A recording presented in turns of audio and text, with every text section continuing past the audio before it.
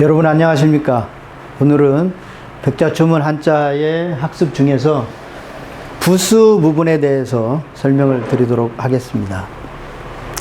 부수라는 말은 우리 한자에서 보면 앞에 있는 부는 부분이라는 뜻이고 그 다음에 수는 머리 숫자를 씁니다.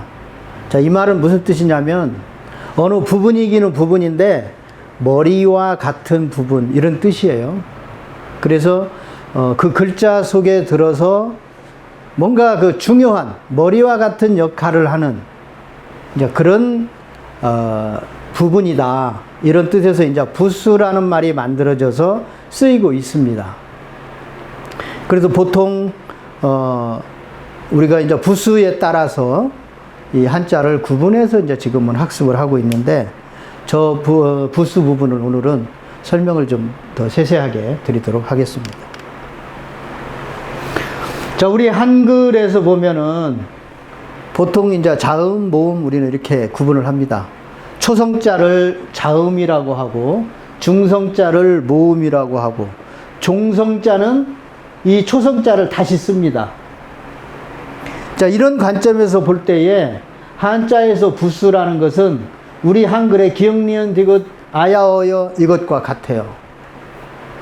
말하자면 저 기초 요소들, 의미를 담고 있는 기초 요소들을 말할 때에 이걸 부수 이렇게 말을 해요. 의미를 담고 있는 단일 문자.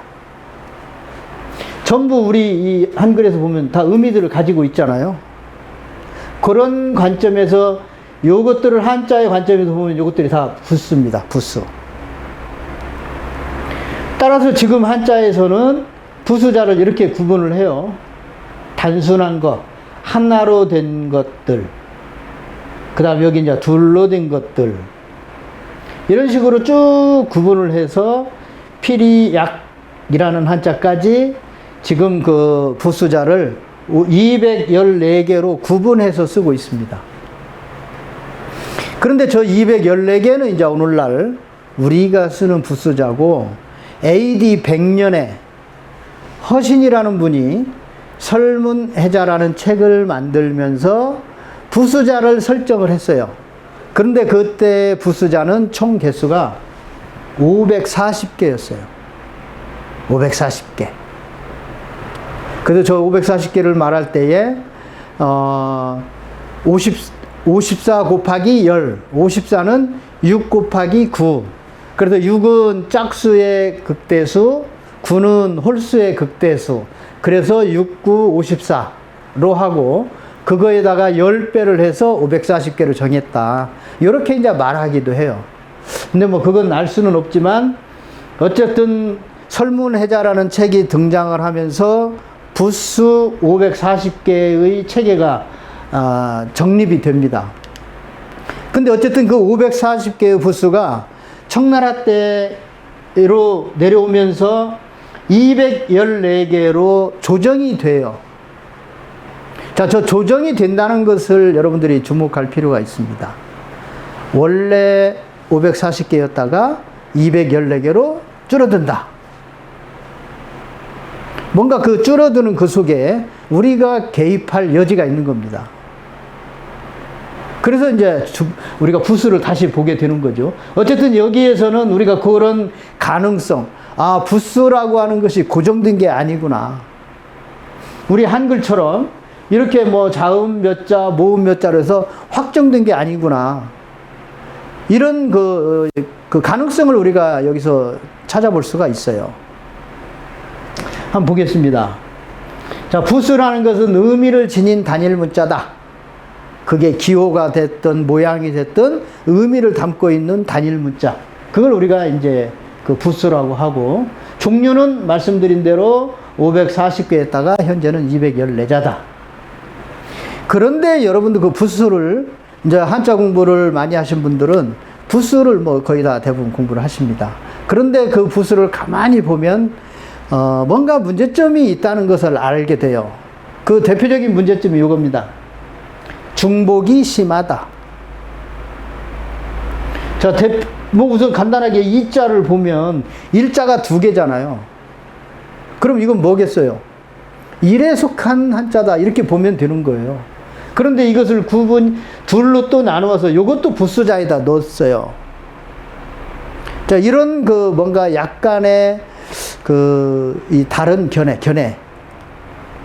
이게 하나로 보면 될 것인데, 왜 2개짜리도 부수자에 넣었을까? 우리가 이런 의문을 가질 수 있겠죠? 마찬가지입니다. 이 2자도 1자 위에다가 점을 찍었어요.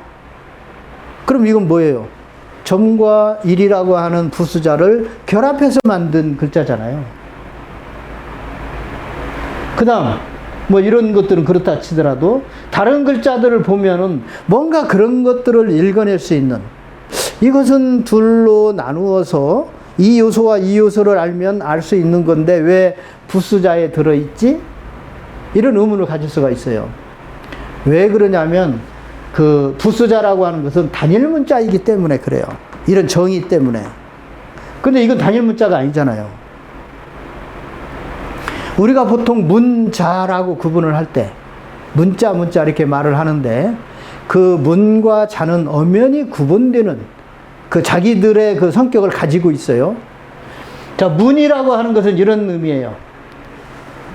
의미를 지니고 있는 단일 문자.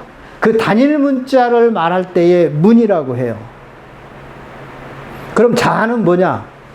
단일 문자와 단일 문자를 결합해서, 하나를 결합하든 둘을 결합하든 셋을 결합하든 결합해서 만들어지는 다음 차원의 글자를 자라고 해요.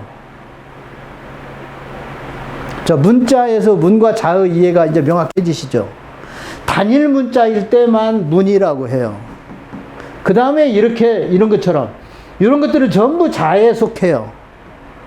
따라서 이것들은 우리가 그런 관점에서 보면, 부수자의 이와 이런 2자 이런 것들은 중복이 심하다.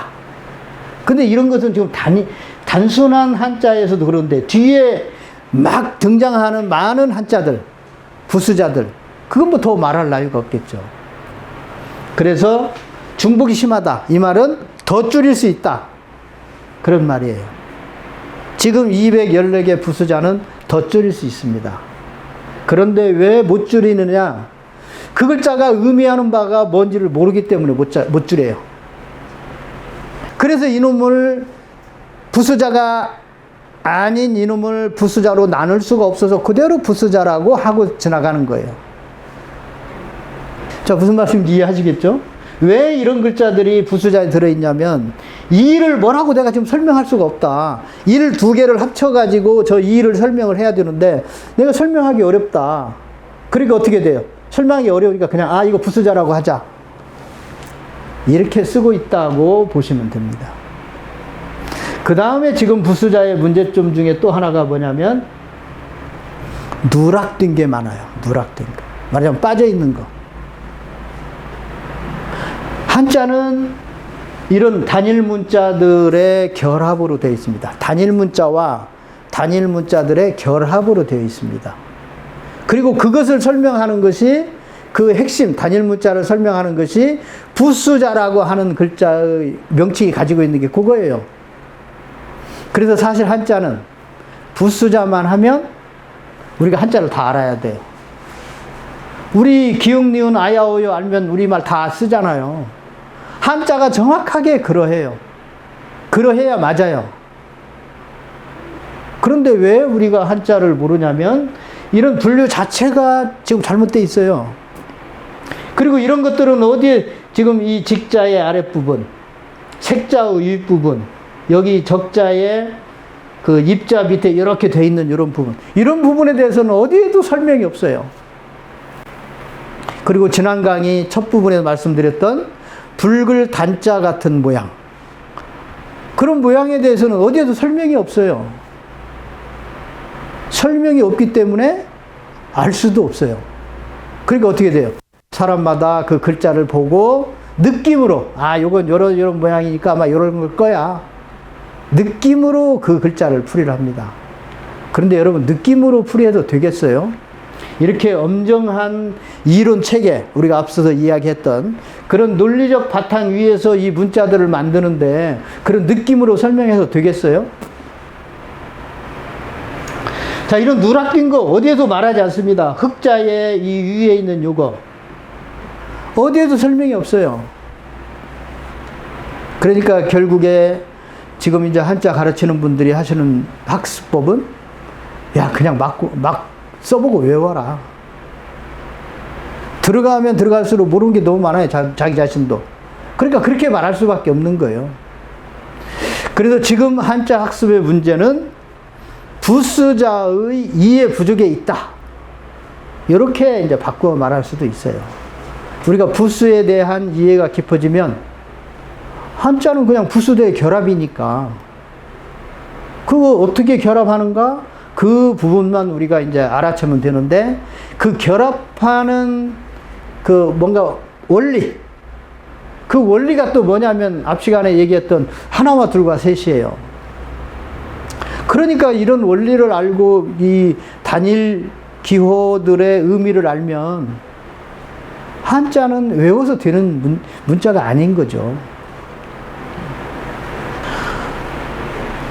자, 다시 정리를 해봤습니다. 문제점 1, 중복이 심하다. 지금 여기서 말하는 거 아까 말씀드린 것들은 두 개를 결합해 놓은 거죠. 그 다음에 이런 것들도 있습니다. 지금 이건 네모에서 만들어지는데 이 그 상자 방자는 우측이 열려 있고 감출 해자도 우측이 열려 있고 입 벌릴 감자는 위가 열려 있고 멀경자는 아래가 열려 있고. 여러분 저게 무슨 뜻이겠어요? 네모라고 하는 이것이 나타내는 의미가 있는데 그 의미를 우측을 트고 아래를 트고 위를 터서 내가 나타내려고 하는 의도가 있는 거예요. 그래서 이 네 개는 세트로 보아야 돼요. 그런데 어떻게 그쪽을 터서 나타내려고 하는 바가 뭔지를 모르니까 저것들이 그냥 하나씩 각각 부수자에 들어가 있는 거예요. 이게 개수가 많아질 수밖에. 근데 우리 학습의 특징이 뭐라고 말씀드렸습니까? 개통을 가지고 한자를 배운다. 음의 개통, 모양의 개통. 그리고 개통을 가지고 보아야 이 개통 속에 말하려고 하는 숨겨진 의도, 문자를 만든 분들의 의도, 그걸 알아챌 수가 있다. 자, 이 네 개는 그냥 이 모양만 보면 우리가 그냥 바로 알 수 있어요. 그리고 또 그렇게 만들었어요, 이분들이. 아직 이제 우리가 보는 법을 몰라서. 어쨌든 중복이 심하다. 그 다음에 누락된 부분이 있다. 맨 끝자만 한번 볼까요? 맨 끝자 이게 쥐서자입니다. 쥐서자. 쥐서자에 뭔가 이 아래쪽 여기 보면 복잡하죠? 니은자처럼 쓰고 두 개 찍고 니은자처럼 두 개 찍고 또 니은자처럼 쓰고 저게 뭔지를 모르니까 쥐서를 설명할 수가 없는 거예요. 쥐라고 하는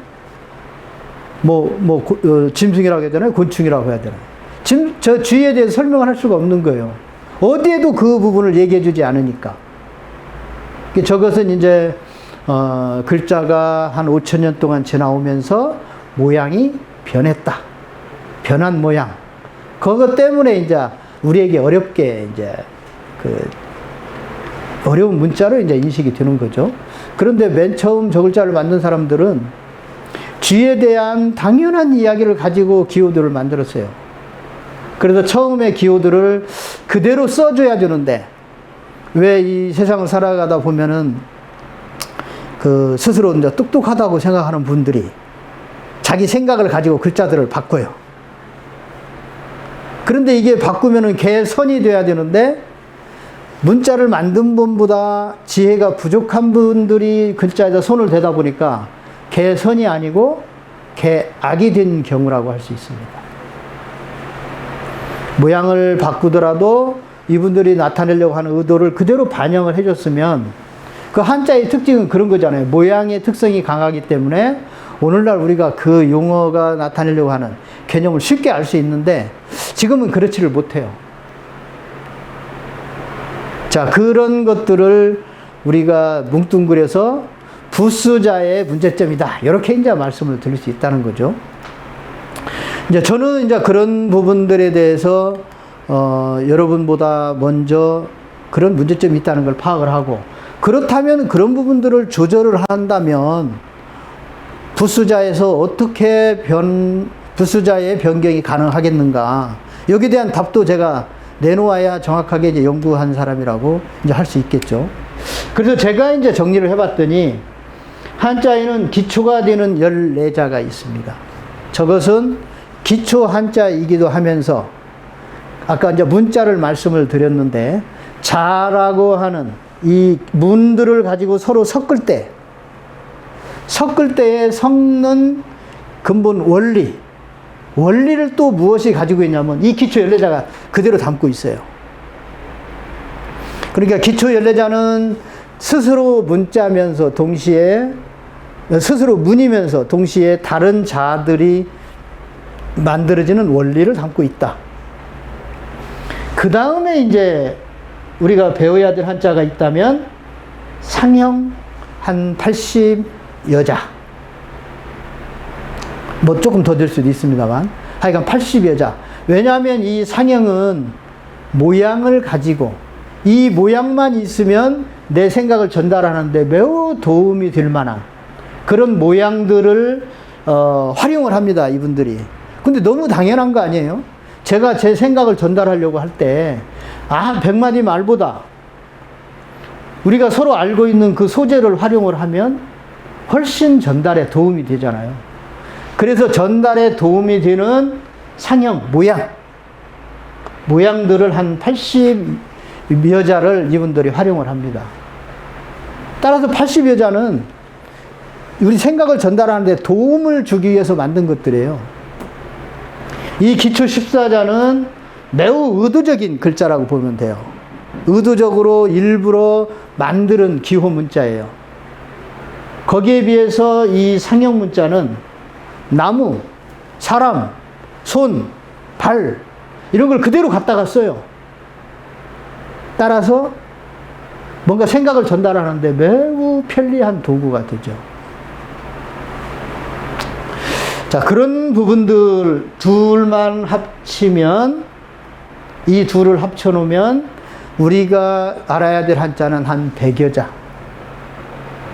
100개의 한자만 우리가 제대로 알면 한자의 원리를 다 터득할 수 있어요. 어차피 우리가 한자가 한 7만여 자 된다는데 우리가 그거 다 알 수 없어요. 그리고 어떤 한자들은 우리가 평생 한 번도 만날 가능성이 없는 한자들도 수두룩해요. 말하자면 우리가 그런 것까지 다 알아야 된다는 의미가 아니라 그런 걸 제해놓고 한자를 일상에서 우리가 편하게 쓸 수 있을 정도, 또 한자에서 우리가 배워야 될 것들, 또는 한자를 만든 분들이 우리에게 전달하려고 하는 메시지, 이런 것들을 아는 데는 100자면 충분하다. 그런 의도를 담고 있는 말이 저의 한자 학습법인 백자 초문입니다. 초문이라는 말은 초자는 손으로 이렇게 골라내다, 가려내다. 그러니까 100자 정도를 제가 추려가지고 그 정리한 한자 학습 콘텐츠의 내용이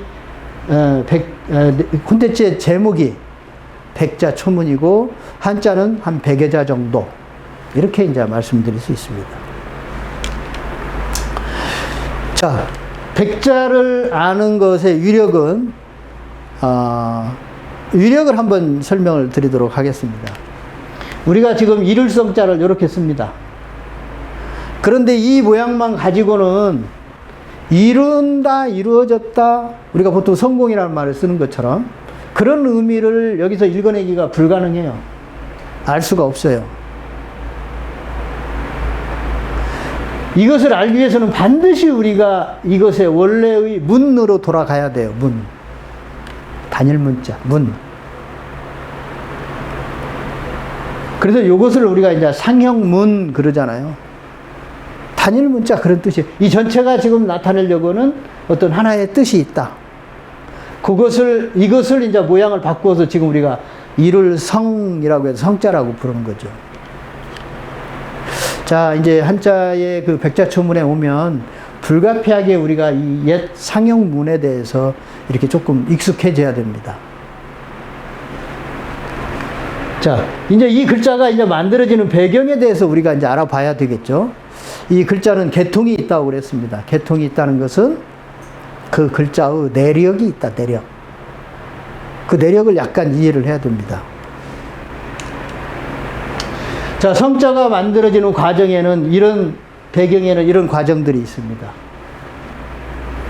서 있는 것이 있고, 이것이 이제 나무라고 보시면 서 있는 나무가 있고, 서 있는 나무에서 싹이 나고, 그리고 잎이 지고 무성하게 자라는 진행 과정에서 이것은 어느 단계에서 이 기둥 속에 씨가 이렇게 맺히게 됩니다. 씨가. 이 단계를 거쳐서 만들어지는 글자가 이제 성자입니다. 성자. 그런데 지금 이 글자가 만들어지는 과정에서 나타난 이런 글자들이 단순히 글자로 만들어진 게 아니고 이 문자를 만든 주체들의 이름자와 또 관련이 있습니다. 그래서 불가피하게 이 글자 속에서 우리가 뭘 읽어내야 되냐면 우리 고대사를 또 읽어내야 돼요. 이게 성자와 같은 경우는 매우 까다로운 글자다. 이렇게 이제 말씀을 드릴 수 있습니다. 자, 어쨌든 이것은 지금 우리가 꽂을꼰, 상하로 통할신, 뚫을꼰 이렇게 쓰는 글자인데 그런 글자이면서 이 글자가 옛날에 어떤 인물의 이름자로 쓰였다. 그런데 그 인물이 장가를 갔어요. 장가를 가가지고 아들을 낳게 되니까 그 아들에게 이름을 지어주는데 자기의 이름자에다가 너는 나의 싹이야. 그래가지고 이렇게 싹이 난 모양으로 이렇게 이름을 만들어줍니다. 그러니까 지금 우리가 싹철이라고 쓰고 있는 이 글자가 이 모양이 변해서 된 거예요. 자, 어떤 면에서 여기서 우리가 이제 이걸 읽어낼 수 있어요. 보통 우리가 사람의 집안을 나타낼 때 나무를 이용해서 하기도 합니다. 근데 이분들이 정확하게 자기를 지금 나무와 비유해서 자기 혈연 관계를 지금 나타내고 있다는 걸 알 수 있어요. 그리고 또 하나, 우리 이름자에는 항렬이 있습니다. 항렬. 그래서 항렬자만 보면 그 사람이 그 집안의 몇 대 손, 이것을 우리가 읽어낼 수 있어요. 그런데 지금 이게 바로 항렬자입니다.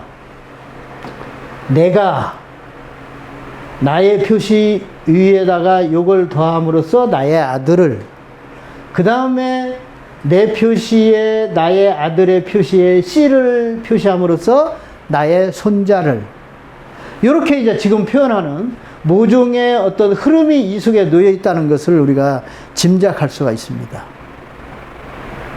그래서 이게 이제 이 사람의 관점에서 말하면 할아버지, 아버지, 나가 돼요.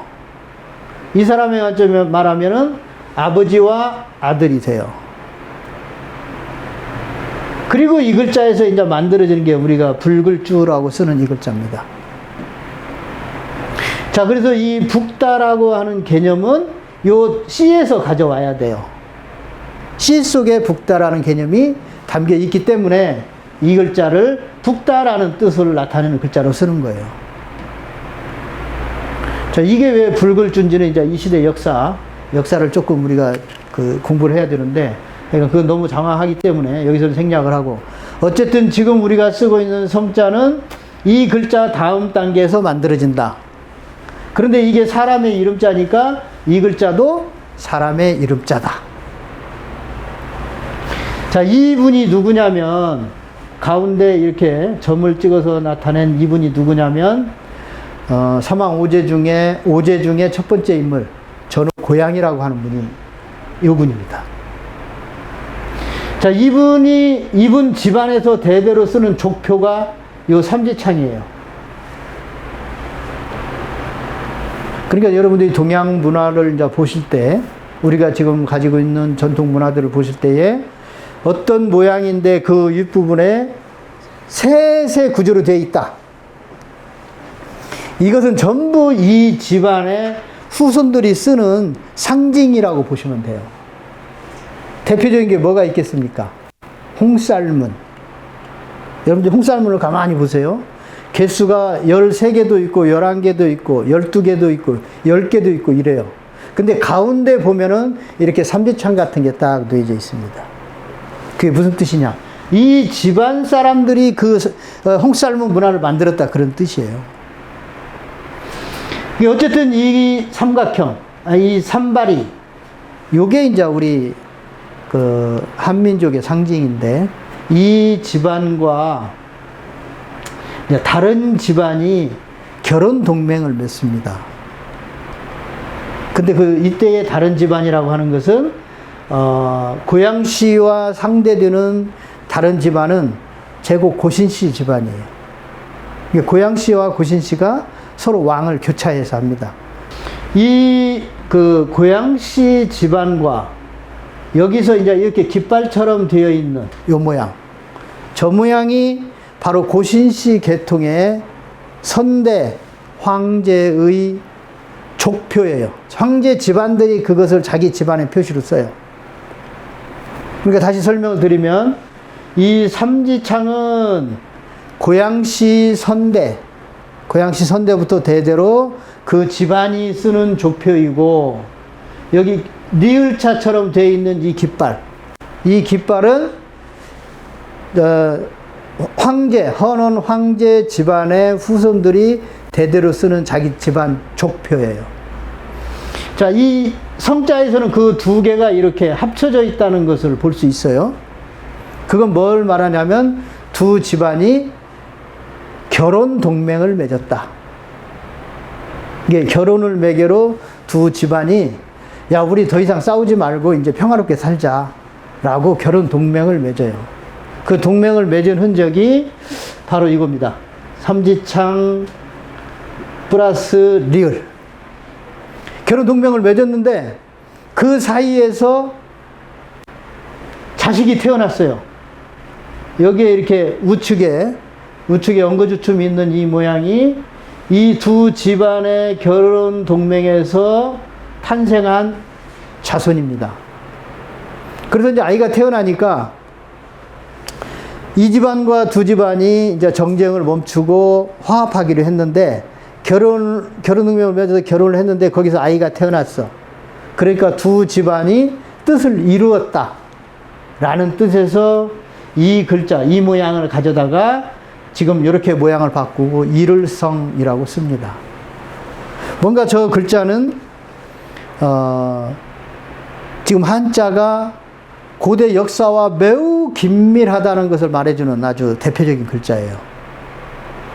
그래서 어떤 한자들은 비교적 쉬운 개념을 담지만, 이 성자는 그런 뭔가 역사적인 배경을 가지고 있다.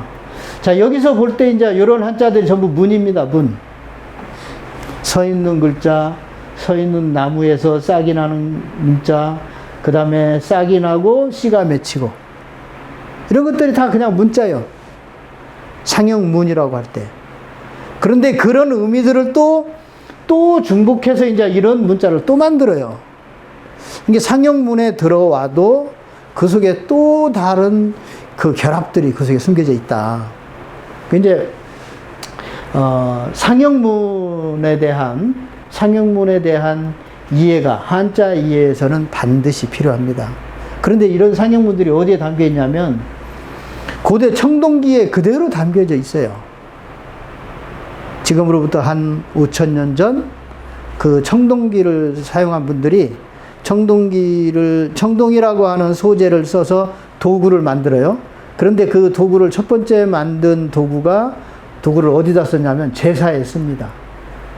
왜냐하면 제사라고 하는 것이야말로 그 당시에 전쟁에 비교될 만큼 중대사라고 여겼기 때문에 그래요. 그래서 제기를 만들면서 제기에다가 글자를 씁니다. 몇 년, 유세차, 모년, 모일, 누가, 어디서, 무엇을 어떻게 했다 라고 하면서 제사를 받는 분과 제사를 드리는 사람의 그 이름자를 거기다 새겨요. 그래서 자연스럽게 우리는 그 문장을 보기만 하면 그 속에서 뭘 읽어낼 수 있냐면 역사를 읽어낼 수 있습니다. 이런 사람들의 역사, 이런 자 글귀는 바로 그런 문장 속에서 우리가 찾아낸 것들이에요. 자, 문이라고 하는 것이 단일 문자라고 하지만 들어가 보면 또 이렇게 복잡하다. 간단치는 않습니다. 그런데 이런 것들은 그렇게 많지 않습니다.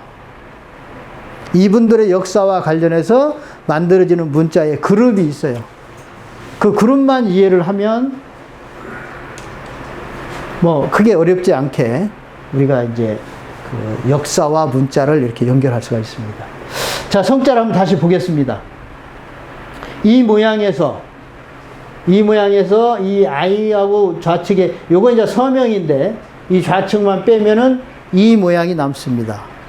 이 모양이 지금 한자에 남아서 깃발 나붓길 언이라는 뜻과 소리로 쓰이고 있습니다. 자, 그런데 이 글자는 단일 문자로는 쓰이지가 않아요. 이제 다른 글자와 이 모양이 결합을 하게 됩니다. 그런데 자, 어쨌든 여기서는 이 모양을 여러분들이 주목해 보시기 바랍니다. 지금 일을성자에 담겨 있는 이 삼지창, 그 다음에 여기 리을과 같은 모양, 이것이 그대로 삼지창의 모양에다가 리을자를 여기서 이렇게 썼어요. 근데 이 모양이 두 집안의 결합이다. 이런 의미를 이제 읽어내셔야 되고, 그 다음에 요게 어떤 사람의 이름자가 아니라 앞에서 보았던 것처럼 자기 아버지, 할아버지, 증조 할아버지, 이 할아버지들 대대로 써온 것이기 때문에 이것이 종족과 관계를 맺게 돼요. 우리 결애라는 말과 관계를 맺게 돼요.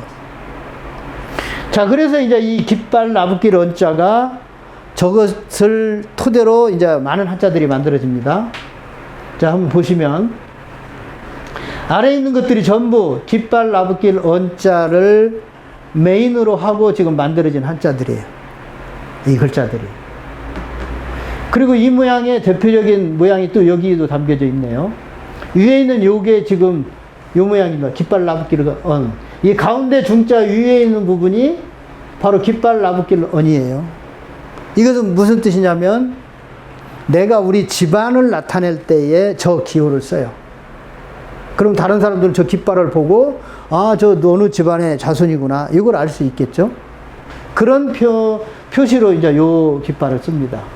그 다음에 이거 중이라고 하는 것은 이제 또 어떤 사람의 이름자인데, 그 사람의 동생이 중이라고 하는 사람의 깃발을 가지고 손에 잡고 국가의 그 왕실 회의에 참가를 해요. 그래서 요 글자가 지금 우리가 쓰고 있는 그 관리라고 할 때 그 이자를 요 모양을 가지고 만듭니다. 그러니까 누군가의 일을 대신하는 사람, 그런 뜻이죠.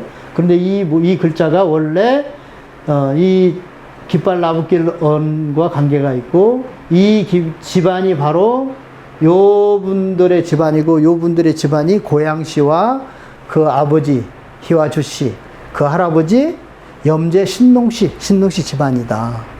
그런데 지금 오늘날 우리가 이렇게 우리가 쓰고 있는 문화나 이런 것들을 보면 우리가 그대로 이분들의 계통을 지금 이어받아서 쓰고 있어요. 그래서 우리의 혈통이 바로 이분들로부터 이렇게 이어진 것이다, 이렇게 이제 말을 하는 것이죠. 자, 이 깃발 나붓길 언자가 들어가서 만들어지는 대표적인 글자가 결애족자입니다. 결애족. 깃발 나붓길 언 밑에 화살시가 들어가 있죠. 저 때의 화살은 이렇게 쏘는 화살이 아니라 쏘는 화살로 나타내려고 하는 상징입니다. 상징. 여기서는 우리가 피붙이 이렇게 번역을 하면 제일 좋을 듯 해요.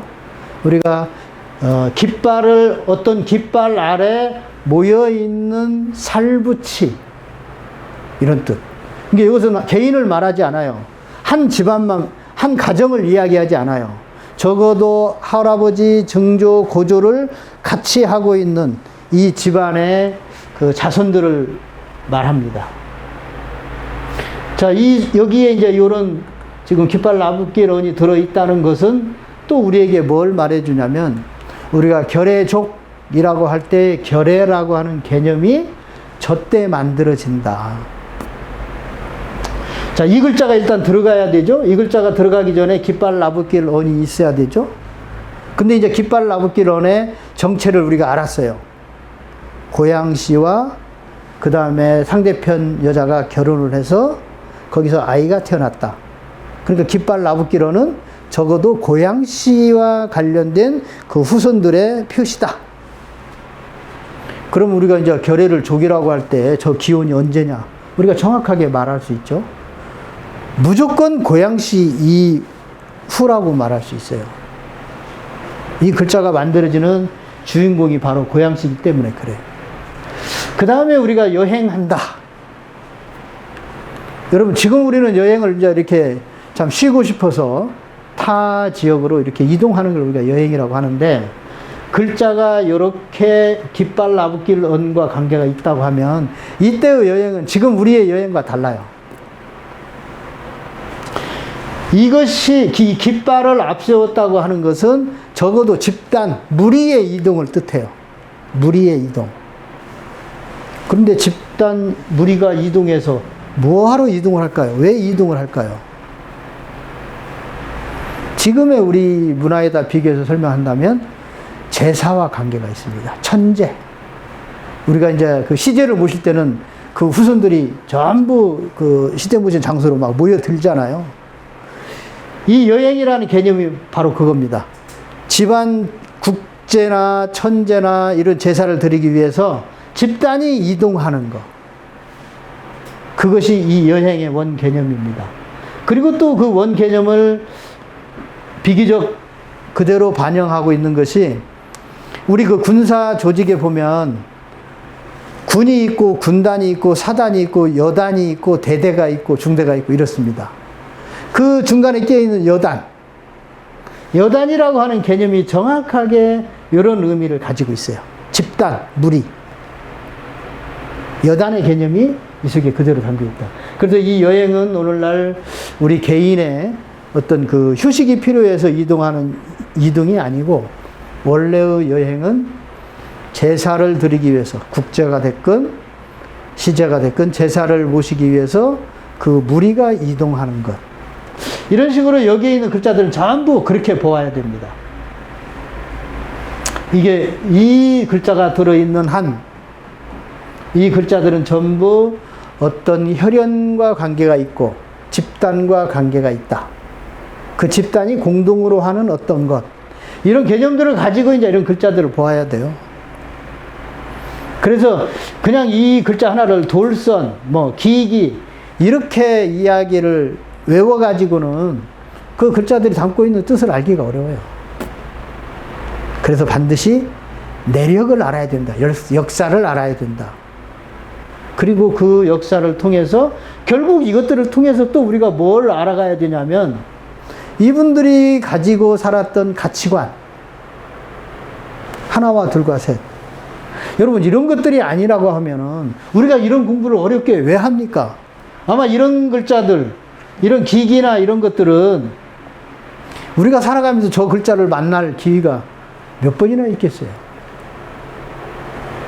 그럼에도 불구하고 우리가 이 글자를 이렇게 보면서 뭔가 의미를 부여한다면, 이 글자들이 가지고 있는 바탕으로서의 이거, 그 다음에 이것이 말하려고 하는 요거, 그리고 이 앞에 선대, 아까 보여드렸던 그 선대의 역사, 이런 것들을 통해서 저분들은 이런 생각을 가지고 살았구나. 그래서 이런 발자취를 남겼구나. 오늘 우리가 제대로 살려고 하면 이분들의 발자취를 우리가 참고하면 도움이 되겠구나. 이런 것이 아니라면 우리가 어렵게 이런 글자를 뭐하러 꼭 익혀야 되겠어요. 자, 하여간 한자에 대한 그 학습법에 대해서 끊임없이 우리가 되돌아보면서 오늘 내가 하고 있는 이 한자에 대한, 한자 공부에 대한 의미, 그 다음에 여기에 내가 투여하는 그 시간에 대한 소중함, 이런 것들도 생각을 하면서 우리가 한자 공부를 하면 여러분들의 한자 공부는 정말로 나를 무럭무럭 키워주는 자양분이 될 것이다. 이렇게 말씀을 드리면서 여기에서 오늘 수업을 마치도록 하겠습니다. 고맙습니다.